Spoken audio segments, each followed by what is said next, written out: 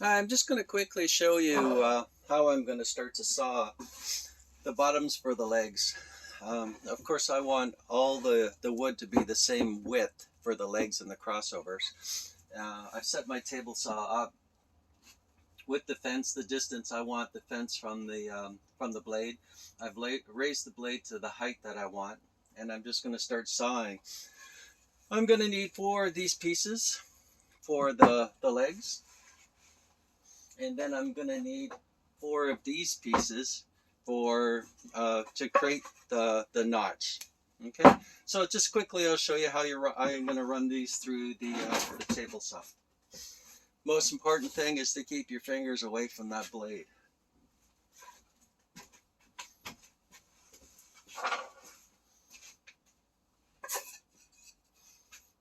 I have a pusher, I have another pusher. This is the wood I want to cut. This is a nice clean edge.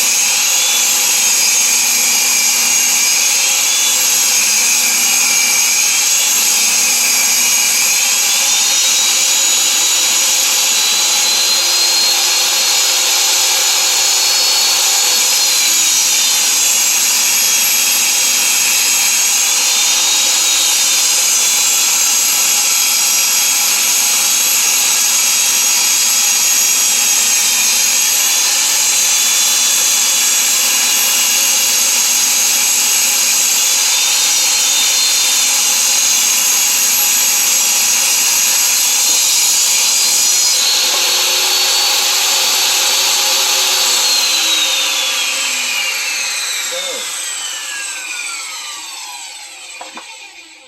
that's how you cut a piece of wood on a table saw, and you get it to the width that you want. The one thing about a table saw it's probably the most widely used tool that I ever used. And for most woodworkers, it's probably the most widely used tool they ever use. It's also the most widely used tool that cuts your fingers off. So you always got to be very careful keeping your fingers away from that blade. And the wood must always go through the blade 100% straight. If you're putting something through the blade and it twists, chances are it's going to come back and hit you. I think I read somewhere that there's 40,000 table saw accidents every year that go to the emergency room. So be careful with it. It's a great tool, but just be careful with it. Don't be one of the 40,000.